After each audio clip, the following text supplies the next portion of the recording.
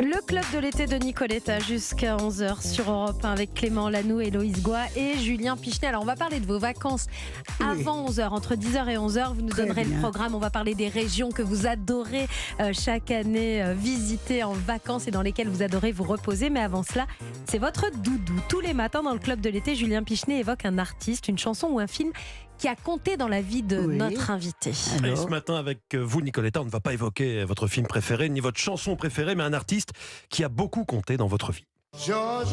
Oh bah bien sûr. C'est Sugar Daddy. Tout de suite, évidemment.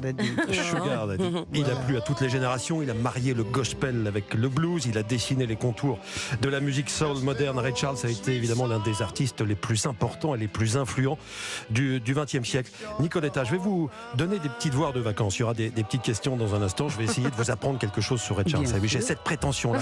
Quel défi Nicoletta est peut-être la seule autour de la table à l'avoir connu personnellement. C'est vrai. Je crois pas qu'il y en ait d'autres. Personnellement, oui, mais après, on a passé 2 jours ensemble. Nicoletta, si vous deviez expliquer en 15 secondes chrono à des jeunes qui ne savent pas encore qui est Ray Charles, par exemple, pourquoi était-il un artiste phare, qu'est-ce que vous diriez en 15 secondes ? Eh bien, quand j'avais 15 ans, on l'écoutait tous les jours dans le jukebox de la plage, à Thonon-les-Bains, à la piscine. Et c'était What Did I Say ? Et on a mis tous nos sous, 20 centimes par 20 centimes. On en était fous. C'est une voix bouleversante. Et il a une part, comment dire, la main de Dieu s'est posée sur lui. Il a une voix extraordinaire. Je dis ça de 2 artistes, de lui et de Maya Jackson, qui est la reine du gospel. Les 15 secondes elle n'est pas sont très écoulées, connue, mais les gens qui aiment le gospel la connaissent très bien. Elle est morte il y a une 40aine d'années. Ce sont des gens qui vraiment, lui, il a ému le monde entier.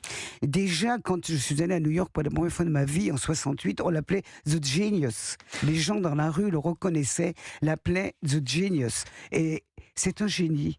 Effectivement, c'est un génie. Il a le cœur au bord des lèvres. Il a vraiment une voix extraordinaire. Que vous avez connu personnellement, c'est fin 67 à Montréal, c'est l'époque où votre tube, la musique, était numéro 1 un peu partout. Heureux hasard, Ray Charles est à Montréal en même temps que vous. Vous avez au Canada les mêmes agents, vous leur demandez d'arranger une petite rencontre avec lui. Vous allez à un concert, vous dînez ensemble ensuite dans le quartier asiatique, je sais tout. Vous avez mangé, exactement, vous avez pris un canard laqué ce soir-là et lui des crevettes au saté. Qu'est-ce qu'il dit ? Vous avez pris un canard laqué ce soir-là ? Je sais tout ça. Vous avez passé une excellente soirée. Là, je redeviens sérieux. Vous avez passé une excellente soirée. Vous lui laissez votre disque et vos coordonnées qu'il note sur son carnet en braille. Il a adoré Il est mort le soleil. Il vous rappelle 3 semaines plus tard. Il vous demande de traduire les paroles par téléphone. Et il va la traduire et l'enregistrer. Et ça donne ça. Qui en France se targuait d'avoir été repris par Ray Charles. Vous êtes la seule, si ce n'est l'une des seules. C'est le hasard de la vie. C'est une histoire de rencontre de 2 artistes. C'est joli. D'habitude, les éditeurs font des tas de choses pour que les chansons soient reprises ailleurs, parce que c'est leur façon de gagner leur vie, faut pas l'oublier. Vous l'avez connu personnellement, mais voyons si vous êtes incollable sur Ray Charles. Savez-vous ce qui s'est passé lors du tout premier concert de Ray Charles dans le nord des États-Unis? On est à la fin des années 40. Il n'est même pas encore majeur, Ray Charles. Il vient de perdre sa maman. Il vient tout juste de sortir de cette pension pour aveugles où il a appris le braille et la composition. Pension dans laquelle il est entré à l'âge de 7 ans, âge auquel il a perdu la vue. Que s'est-il passé? Il n'y avait personne. Ray Charles s'est tellement saisi par le trac qu'il n'a pas pu chanter, ou alors il y a une énorme bagarre dans la salle, tous les spectateurs se battent. Je ne sais pas, je ne saurais vous dire. J'ai appris en préparant cette chronique, je vais vous proposer d'écouter la réponse. C'est le journaliste Michel Monpontet qui avait réalisé un documentaire sur Ray Charles quelques années avant sa mort et qui connaissait bien l'artiste, qui était revenu sur cette histoire sur Europe 1 le jour de la mort de Ray Charles. Il rentre dans la salle, et dans la salle tout d'un coup le batteur lui dit « Tu sais, les blacks sont upside, les noirs sont en haut. » Et les blancs sont en bas. Eh bien, Ray Charles, aussi peu militant soit-il de la cause raciste et raciale, il a demandé à ce que les noirs descendent avec les blancs. Et qu'est-ce qui s'est passé? Il y a eu une gigantesque bagarre. Et Ray Charles a eu la terreur de sa vie. Et je lui ai dit, mais qu'est-ce que tu as fait? Et il m'a dit, je me suis caché sous le piano. Et le piano m'a sauvé la vie, mais c'était pas la première fois. Magnifique. Il s'est caché sous le piano et c'est comme ça qu'il s'en est sorti. Autre histoire incroyable que j'ai découvert en fouillant dans les archives d'Europe 1. Ray Charles, inventeur de la soul et multi-instrumentiste surdoué, avait l'oreille absolue, mais il ne voyait plus. Donc depuis l'âge de 7 ans, lui qui a commencé à développer un glaucome à l'âge de 4 ans, il ne reverra jamais. Mais en 1963, Une femme appelle Europe 1 pour signaler qu'elle est prête à vendre un œil à Ray Charles. Ah, c'est joli. Est-ce que c'est vrai ou faux à votre avis ? Je pense que ça peut être vrai. Si j'en parle, effectivement, c'est vrai. En 63, le chanteur est à Paris pour une série de concerts. Il fait passer un message aux journalistes. Il est prêt à acheter un œil, $300 000. Un procédé qui est alors pratiqué dans quelques cliniques et hôpitaux qui s'appelle la kératoplastie. Il s'agit de remplacer une cornée malade par une cornée saine d'un donneur décédé. Sauf qu'ici, il y a des donneurs bien vivants qui sont intéressés, dont cette Anglaise qui intervient sur l'antenne d'Europe numéro 1. On est le 17 août 63. La connexion est mauvaise, mais tendez bien l'oreille parce que c'est assez fou. Mais pourquoi voulez-vous faire ça, madame ? Parce que j'ai très besoin d'argent. Vous croyez que vous avez tellement besoin d'argent que ça ? Oui. Je suis née avec pas mal d'argent et comme beaucoup de personnes actuellement, je suis presque sans. On me mettrait un œil en vert. Est-ce que vous avez des amis ? Des amis, oui, quelques-uns. Et qu'est-ce qu'ils vous ont dit ? Oh, ils pensent que je suis folle. Elle était prête à... C'était plus pour avoir de l'argent que pour aider Ray Charles. Je voudrais vous dire que Ray Charles a souvent payé des opérations pour les yeux à des enfants aux États-Unis. Ouais. Il l'a fait. Il a aidé beaucoup de familles en faisant ça. Mais il n'a pas pu, malgré cette annonce qui est passée dans les journaux. Au point, les opérations. Effectivement, c'était pas très au point. C'était il y a 60 ans. Il y avait même un ouvrier d'Ankara en Turquie qui s'était porté candidat. Il proposera lui $20 000 pour vendre un œil, mais il a dit si Ray Charles vient en Turquie, c'est assez frais. Je pourrais pas lui payer le voyage, mais ça n'a pas pu se faire. En tout cas, voilà, ça avait fait un gros buzz, comme on dit aujourd'hui, et comme on ne disait pas à l'époque. Ray Charles qui proposait $300 000 pour un œil. Incroyable cette histoire à l'image de Ray Charles, qui était un artiste unique, vous venez de le dire, Nicoletta, qui vous aimait beaucoup et que vous admiriez aussi. Merci Julien Pichenet. Europe 1, le club de l'été. Anissa Haddadi. Le club de l'été pendant encore quelques minutes sur Europe 1. J'espère que vous allez bien, que vous passez une belle matinée. Toute l'équipe est là, Clément Lanoux, Julien Pichenet, Héloïse Gouaille qui porte grande forme grâce à la voix incroyable de Nicoletta. C'est une chance de vous avoir ce matin, Nicoletta. On est très heureux de passer 2 heures avec vous. Non, vous n'êtes pas arrivé en retard, vous êtes arrivé pile poil au début de l'émission. Grâce à un super chauffeur de taxi qui vous a déposé just limite pile poil. Et ça, c'est chouette.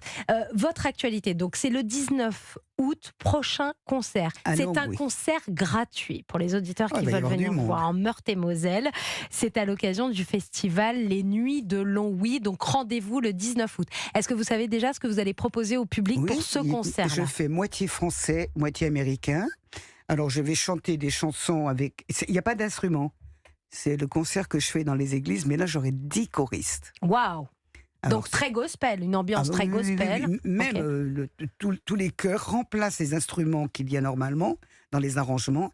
Et c'est des voix du gospel, c'est très beau. Et moi je prends mon pied, je m'éclate. J'ai l'impression que je m'envole. Alors c'est en plein air, j'ai l'impression que ma voix va jusqu'au ciel. Je ne sais plus comment je m'appelle. C'est merveilleux parce que ce métier, on s'oublie soi-même. On a mal au dos, on a mal partout. On arrive sur scène très chagrin.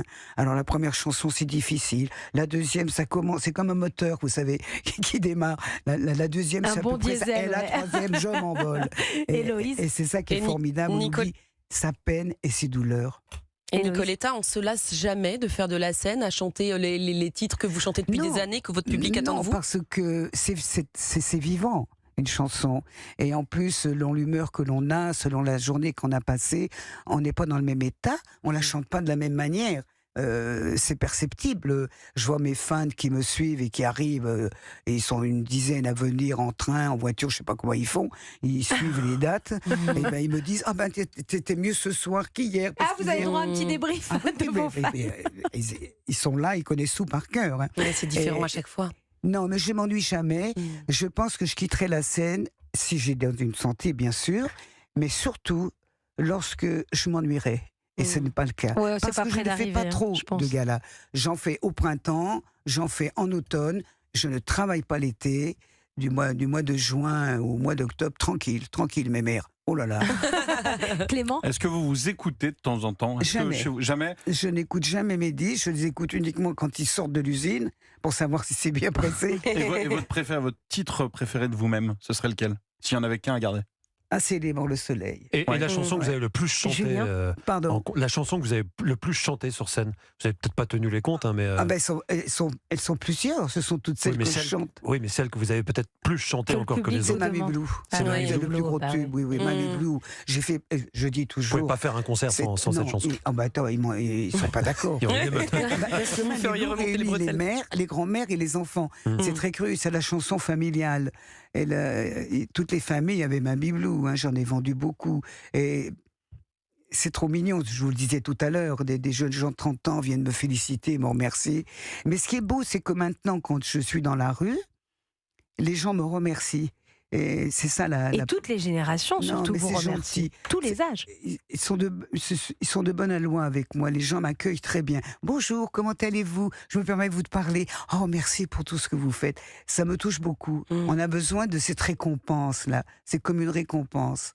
Et ça nous donne de la force et l'envie de continuer, bien sûr. Une dernière question, Nicoletta. Oui. Une question de Marguerite, qui est une de vos fans. Parmi tous les artistes avec lesquels vous avez collaboré, qui vous a le plus impressionné?